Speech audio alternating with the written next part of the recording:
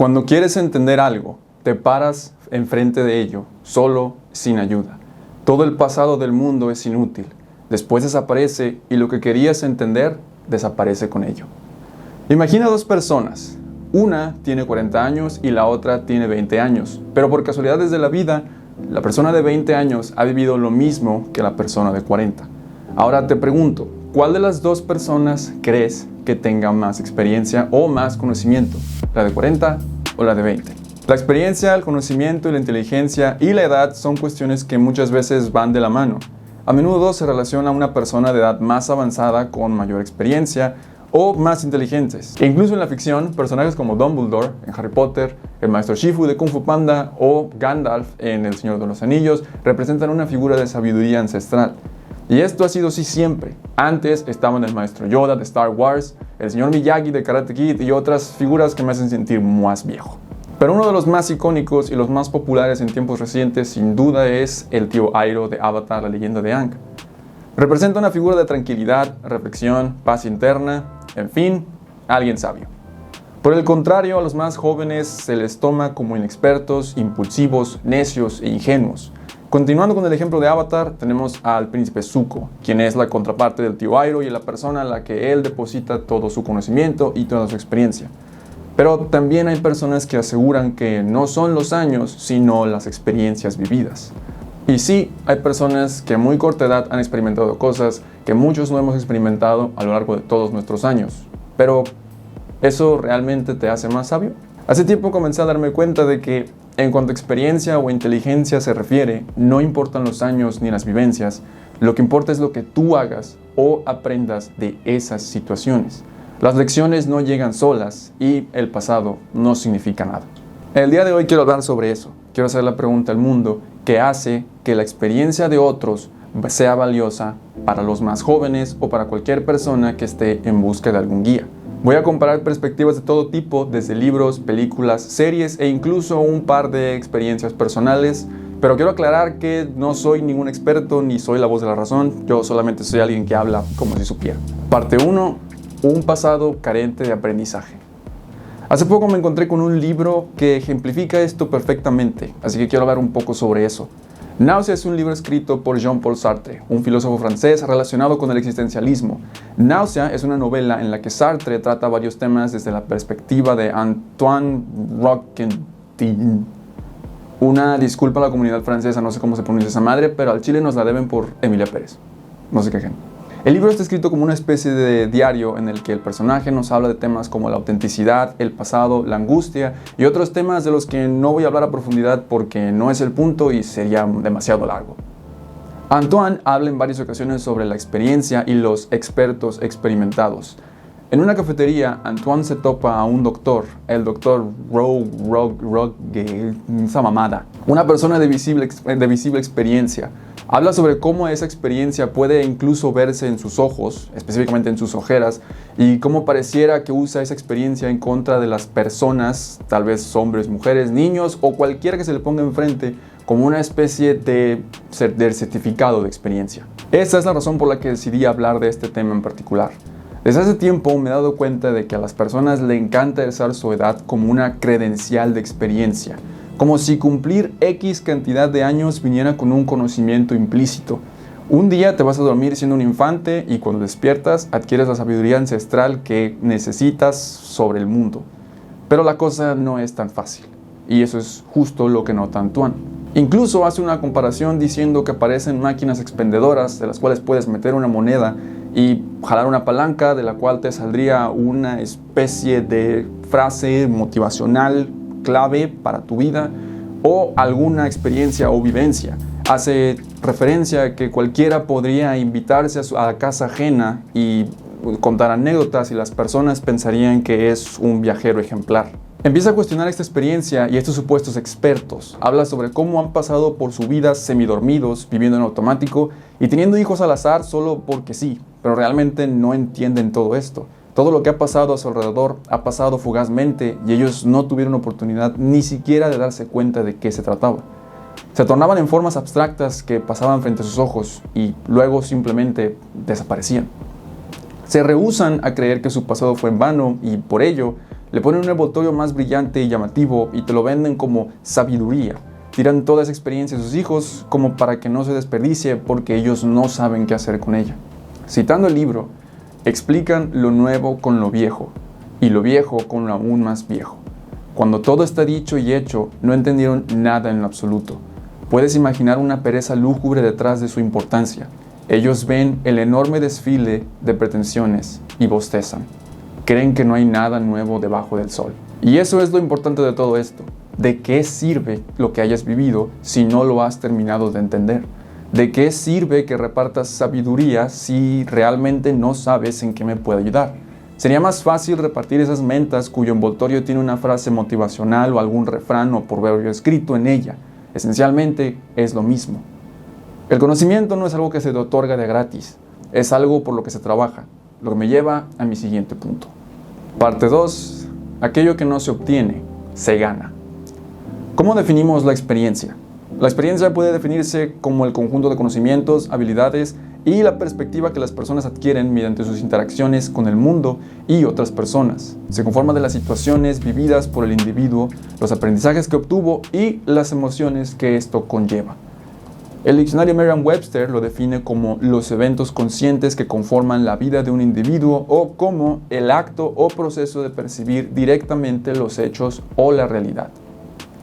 Si me lo preguntas a mí, esas dos últimas definiciones son clave porque toda la parte sobre percibir directamente los hechos y la realidad es algo sumamente subjetivo porque aunque dos personas pasen por la misma situación, cada uno tiene su propia mente y su manera de procesar los hechos. Y por esto los aprendizajes pueden ser bastante diferentes conforme a la percepción de los hechos. Dicho esto, para mí, la experiencia no es algo que obtengas con el paso del tiempo y ya. Tú la formas y lo moldeas a tu manera de acuerdo con tus ideas y con tus convicciones. Por eso es importante recordar que la experiencia de una persona puede no serte de ayuda a ti.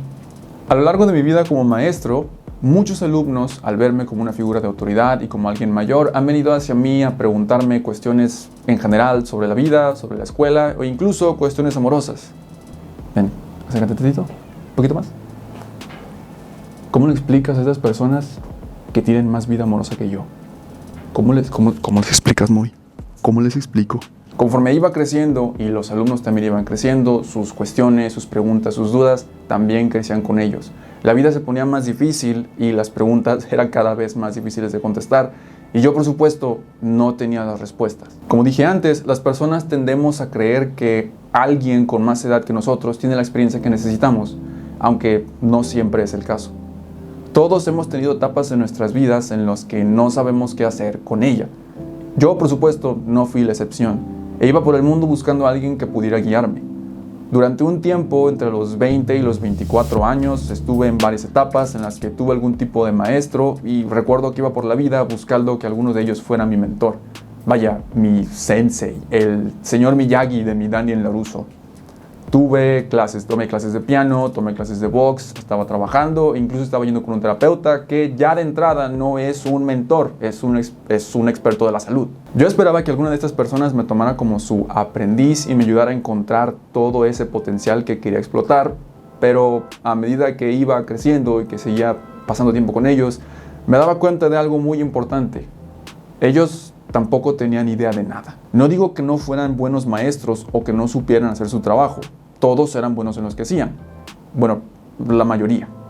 Me refiero a que no eran capaces de resolver problemas que no tuvieran que ver con su trabajo. Algunos de ellos se rehusaban a escuchar sugerencias. Marchaban con la bandera de la experiencia, jactándose de los años que llevaban haciendo lo suyo, y eso era suficiente para que tuvieran la razón, y no solo en cuestiones de trabajo, sino en la vida también. Mis compañeros de trabajo eran en su mayoría mayores que yo, ya fuera por 3, 5, 6 o incluso 10 años mayores que yo. Y ellos, al verme como alguien de 20 años sin mucha experiencia, querían decirme cómo debía ir por la vida. Hay dos problemas con esto. El primero es que decirle a alguien cómo vivir su vida no es lo mismo que guiarlo u orientarlo. Y hacían mucho eso. Frases como, hazme caso, yo sé lo que te digo. Estás muy joven o estás muy verde eran mi pan de cada día. Y sí, estaba muy chico. Yo pensaba que esas personas que me llevaban tantos años debían saber algo que yo no supiera. Después de todo, llevaban más tiempo haciéndolo que yo. Y aquí el segundo problema. tomaban las decisiones más estúpidas posibles. Y una vez más, se excusaban detrás de frases vacías disfrazadas de medallas de oro. Hace un momento toqué el tema de los dichos y los refranes y quiero expandirme un poco más en eso. Decir frases viejas que alguien más dijo tampoco es sinónimo de sabiduría, en especial si no sabes si realmente aplica en la situación que se presenta en el momento. Repetir una frase sin entenderla realmente no te convierte en un sabio, te convierte en un perico. Digo esto porque los dichos también tienen este peso de razón y las personas que los pronuncian creen que ya ganaron la discusión o que tienen más conocimiento que tú porque tú no conocías ese dicho. Y si te atreves a cuestionarlo, te atacan con el ulti de todos los refranes.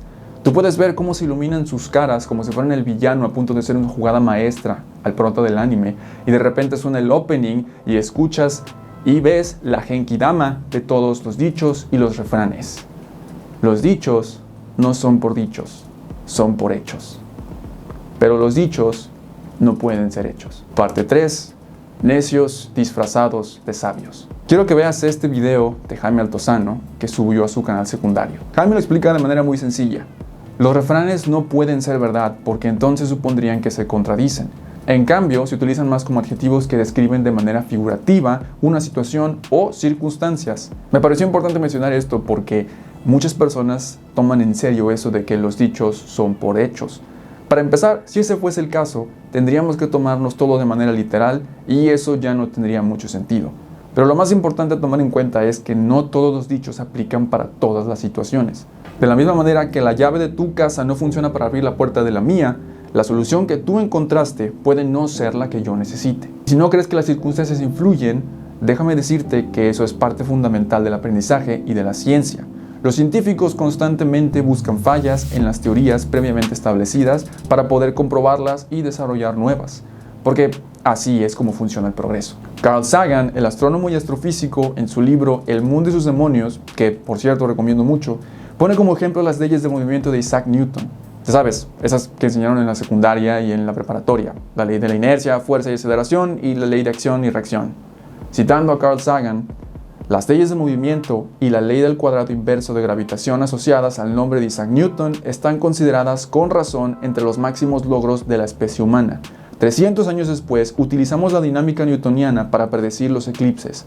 Años después del lanzamiento a miles de millones de kilómetros de la Tierra y con solo unas pequeñas correcciones de Einstein, la nave espacial llega de manera magnífica a un punto predeterminado en la órbita del objetivo, mientras el mundo va moviéndose lentamente.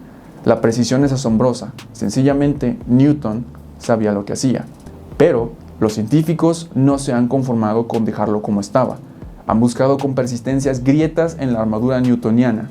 A grandes velocidades y fuertes gravedades, la física newtoniana se derrumba. Este es uno de los grandes descubrimientos de Einstein y una de las razones por las que se honra de tal manera su memoria.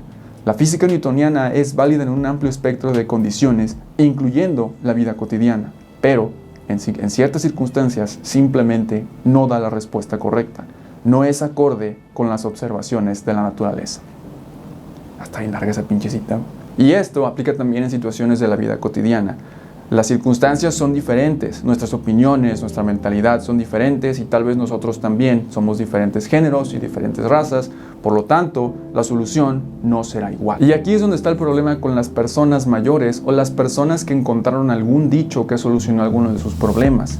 Ellos creen que, al haber pasado por esto una vez, ya saben todo lo que necesitan saber. Como escribió Sartre, para ellos no hay nada nuevo debajo del sol.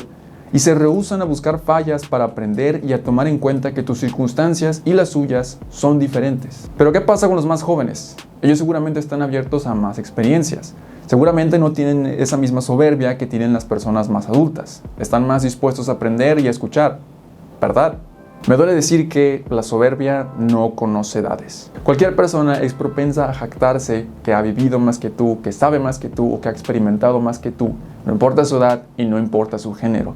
Algunas personas simplemente se rehúsan a aprender y sí, igual que observó Antoine, usan su experiencia, por poca que ésta sea, como estatus. Antes mencioné que alumnos vienen hacia mí con ciertas preguntas, pero también están aquellos que creen que lo saben todo, Creen que por ser mayor que ellos, yo ya estoy desactualizado y ellos saben más que yo. Yo he sido maestro desde los 20 años y actualmente, al momento de grabar este video, tengo 27 años. Y las personas que han dicho ese tipo de comentarios normalmente rondan entre los 18 y 20 años. Sí, es una diferencia considerable, pero lo tratan como si yo hubiera nacido en la edad de piedra. Y he de decir que sí hay diferencia, sí hay cosas que han cambiado y que yo no entiendo porque en mis tiempos eran distintas. Me sentí bien viejo, güey. Aunque también hay que tomar en cuenta qué tipo de cosas. No entraré mucho en detalle porque eso no es el punto, pero sí hay diferencias entre cómo, por ejemplo, ciertas personas usan las redes sociales dependiendo de su edad. Pero volviendo a la experiencia, he tenido la oportunidad de convivir con personas de todas edades gracias a mi trabajo como maestro. Las escuelas en las que he dado clases son escuelas particulares en las que es un sistema abierto, en los que las personas pueden ir, no importa su grupo. Puedes toparte un grupo con personas de 15 años y personas de 30 años tomando clases en el mismo grupo sin importar ni su edad ni su género. Esto me ha permitido observar las diferencias entre los pensamientos y sus experiencias. He aprendido mucho de mis alumnos, tanto mayores como menores. Gente que desde temprana edad tuvo dificultades y eso los forzó a trabajar duro para salir adelante. Y gente muy joven que llegaron desde otros países porque sus padres buscaban lo mejor para ellos. Pero lo que tenían en común las personas de las que podía aprender algo era una cosa que les faltaba a las personas que solamente se jactaban de lo mucho que sabían: la humildad. Antes usé la palabra soberbia y creo que ese es el meollo de todo esto. Las personas que creen saber o que quieren ser expertos experimentados no buscan guiarte, buscan presumir. Les interesa su propia imagen más que tu aprendizaje. Ellos quieren saber que tú sabes, que ellos saben más de lo que tú sabes. Por el contrario, las personas que solamente buscan guiarte y apoyarte, las personas que saben escuchar tus problemas y tus dudas, tienen una manera más sutil. No te hablan de sus experiencias como si fueran trofeos, son dolencias, son recuerdos que les cuesta trabajo contar, pero lo hacen porque quieren que aprendas de sus experiencias. Ellos no quieren que pases lo mismo. Esas personas no se jactan de sus logros, sino de su esfuerzo y todo lo que conllevó obtener dichos logros y eso que te dan. Son herramientas para que puedas cumplir tus objetivos. La humildad es un punto clave para el aprendizaje porque tienes que estar dispuesto a aceptar tus errores para poder aprender de ellos y estar abierto a las sugerencias para conseguir mejoría. Por el contrario, la soberbia y el orgullo provocan justo lo opuesto: una mentalidad estrecha y renuente para escuchar a los demás. Y lo curioso es que, personalmente, me he topado más esas actitudes en personas de edad avanzada que en personas jóvenes. Precisamente porque se rehúsan a aceptar que alguien más joven pueda saber más que ellos. Pero ya lo dijo Sócrates, la verdadera sabiduría está en reconocer la propia ignorancia. Como dije al principio, en la ficción los personajes con mayor sabiduría suelen ser personajes de edad avanzada, pero en la vida real son estas mismas personas las que se rehúsan más a aprender y que no están dispuestos a escuchar a los demás. Irónico, ¿no? Pero ¿por qué pasa esto? ¿Por qué los adultos mayores son representados como los más sabios? Supongo que tiene que ver con que han vivido más tiempo y han tenido más oportunidad para pensar y reflexionar sobre su vida. Pero como ya mencioné antes, el pasado no significa nada si no estás dispuesto a aprender de ello. Y realmente nunca se deja de aprender. Todos estamos viviendo por primera vez y hay errores que siempre vamos a cometer por primera vez. Siempre vamos a necesitar la ayuda de alguien. Nunca vamos a dejar de aprender y podemos aprender de todos lados. Y ese es mi siguiente punto. Parte 4. La eterna búsqueda de un guía. Quiero hablar de un par de personajes que ejemplifican perfectamente esto que acabo de decir sobre cómo nunca dejamos de aprender. El maestro Shifu es el claro ejemplo de cómo todos necesitamos un guía, incluso él siendo un maestro. En la primera película vemos cómo él se acerca a su propio maestro, Uwe, cada vez que él no sabe qué hacer. Él también sigue siendo un alumno, no tiene las respuestas, incluso siendo un maestro que tiene sus propios estudiantes. De hecho, la película entera trata básicamente del mayor error de Shifu yéndolo a perseguir. Shifu cometió muchos errores al criar a Tai Lung. Él quería lo mejor para su hijo, quería que se convirtiera en el guerrero dragón y por ello, al ver su gran desempeño en artes marciales, accidentalmente condicionó a Tai Lung a creer que se ganaría su amor si se convertía en el guerrero dragón. Y cuando no lo logró, sin querer, creó una gran amenaza. Más adelante, con Po, su nuevo aprendiz, se niega rotundamente a entrenarlo. Aun cuando su propio maestro le dijo y le pidió que lo entrenase, él no estaba de acuerdo. e hizo de todo para deshacerse de él. Después, al haberse quedado sin opciones para detener la amenaza de Tai Lung, Shifu acepta renuentemente entrenar a Po. Pero rápidamente se da cuenta de que no es tan sencillo. Pero sus métodos no funcionan con él. Po es un alumno difícil porque es uno completamente distinto a lo que él estaba acostumbrado. Era la primera vez que se topaba con algo así. No fue hasta que se dio cuenta de esto y aceptó que su manera de enseñar no funcionaría con él, que decidió empezar a trabajar con las fortalezas de Po. Aceptó que tenía que dejar de lado la tradición y en cambio aprendió junto con su nuevo alumno. Al final, Po logra derrotar a Tai Lung con una técnica que aprendió por sí mismo. Solo tuvo que observarlo una vez y la pudo replicar. Incluso no necesitó la ayuda del maestro Shifu para descifrar el significado del pergamino. Po logró descifrarlo por su propia cuenta tras una conversación que tuvo con su padre, demostrando que Po ni siquiera necesitó la ayuda de su maestro porque su mismo maestro no lo había logrado entender. El segundo personaje del que quiero hablar es Reigen Arataka de Mob Psycho 100. Para los que no saben, Mob Psycho es un anime que trata sobre, Mob, quien es un joven de secundaria que tiene poderes psíquicos, pero él realmente quiere una vida tranquila, así que quiere poder aprender a controlar sus poderes para no ser diferente a los demás y poder ser un estudiante cualquiera. Para esto, busca un mentor, Reigen. Reigen, al principio de la serie, no es más que un charlatán que se aprovecha de las habilidades de Mob para su propio beneficio. Reigen tiene una especie de agencia que resuelve casos paranormales y realiza exorcismos. Utiliza tácticas de manipulación tanto en sus clientes como en Mob, su alumno, para poder resolver estos casos usando sus poderes, ganar dinero, quedarse con la mayoría y darle una ínfima parte a Mob. Qué bueno que es ficción y nadie hace eso en la vida real. Pero a diferencia de tu jefe explotador, Reigen sí crece. Lo que lo hace un personaje entrañable es que no solo sí desarrolla una conexión genuina con Mob a tal punto que desarrolla sentimientos de protección, sino que conforme la historia avanza se da cuenta de lo mucho que él mismo depende de su propio alumno. Vemos cómo Mob comienza a distanciarse de Reigen recorriendo su propio camino y es ahí cuando Reigen decide tomarse un momento de autocrítica y se da cuenta de que tiene que aceptar que es un fraude y que él depende tanto de su alumno como su alumno de él, tal vez incluso más. Entiende que lo que tiene que hacer es mostrarse de manera honesta y genuina, no solo con Mob ni con sus clientes, sino con él mismo. Aceptó que estaba tan perdido como su alumno. Reigen al principio actuaba como un adulto que tenía todas las respuestas y que podía ayudar a Mob, pero todo era una farsa. Era un charlatán en toda regla, tanto con sus clientes como con su alumno y, lo que es peor, consigo mismo. Y a partir de aceptar esto, la relación entre ellos dos se vuelve mutua. Mob aprende tanto de Reigen como Reigen de Mob. Yo sé que es un poco absurdo que use películas para niños y un anime para ejemplificar esto, pero me parece una gran manera en que manejan todo el tema de los maestros y el aprendizaje. Lo que mencioné antes sobre cómo no todos los alumnos aprenden de la misma manera me parece una realidad innegable. No puedes aferrarte a tus métodos porque lo que funciona para un alumno, para otros no. Y no quiere decir que no tenga la capacidad de aprender. Es justo lo que hablamos al principio. Se trata de la manera en que cada quien percibe y procesa la información. Y tampoco puedes ir por la vida fingiendo que tienes todas las respuestas y que lo sabes todo, porque lo más probable es que no lo sepas y eso está bien. Probablemente te suene de algo la frase "yo solo sé que no sé nada". La mítica frase de Sócrates que tristemente fue bastardizada por el chistosito de tu salón en la prepa cuando al maestro hacía una pregunta y nadie sabía. Y seguramente te acuerdas quién era ese chistosito, y en mi caso yo nunca lo voy a olvidar porque yo era ese chistosito.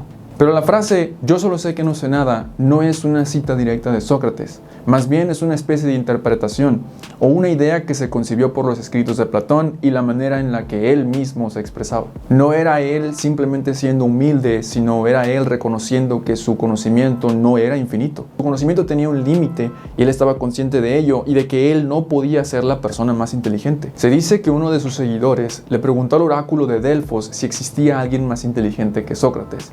Este dijo que no, y al enterarse, Sócrates decidió emprender un viaje para encontrar a alguien que fuera más inteligente que él. Pero lo que se topó eran personas que se jactaban de saber más de lo que en realidad era y que no reconocían los límites de su propio conocimiento. Y de ahí se acuñó la frase: la verdadera sabiduría está en reconocer la propia ignorancia. Él sabía que no lo sabía todo y también sabía reconocer su propia ignorancia, y aún así, más de 2000 años después, sigue siendo considerado como una de las figuras más inteligentes en la historia. Conclusión: el mejor maestro. Para terminar, no creo que la edad ni los años tengan mucho que ver con el conocimiento. Ya desde el principio había dicho que no se trata de la edad, sino de lo que hacemos con esos años y de las experiencias que hemos vivido. Es eso lo que determina nuestra experiencia y nuestro conocimiento. Lo que dije antes sobre los dichos no era para satanizarlos. Los dichos no son malos. Lo malo es la gente que cree que tiene la razón absoluta solo por decirlos. De hecho, en mi opinión, cualquier persona que crea que tiene razón absoluta en algo es aquella a la que menos le tienes que hacer caso. Nadie puede tener todas las respuestas y los problemas no tienen una sola solución. Hay diferentes soluciones para cada uno y si no estás dispuesto a escuchar ideas, quizá no seas tan inteligente como crees. Dicen que la vida y el tiempo son los mejores maestros, pero ni los mejores maestros pueden hacer mucho por un alumno que se rehúsa a aprender. Y es importante entender que podemos aprender de todos lados. Podemos aprender tanto de arriba como de abajo. Es decir, las personas menores sí pueden beneficiarse por las personas mayores que tengan más conocimientos o más experiencia que ellos. Pero las personas mayores también pueden beneficiarse por lo que los menores a ellos tengan que ofrecerles. A fin de cuentas, nunca dejas de aprender. Y sobre todo, estando en una época en la que todo se actualiza constantemente, una vida en la que te niegues rotundamente a aprender será una vida muy vacía y completamente llena de ignorancia. Si me lo preguntas a mí, ni el tiempo, ni la edad y tal vez ni la cantidad de experiencias representan tu nivel de inteligencia. Lo realmente admirable es cuando una persona busca hacer uso de sus conocimientos para ayudar a otros, pero a la vez estando dispuesto a aprender de esas personas también, reconociendo así sus propios límites y admitiendo que no tiene todas las respuestas. Pero bueno, qué sé yo.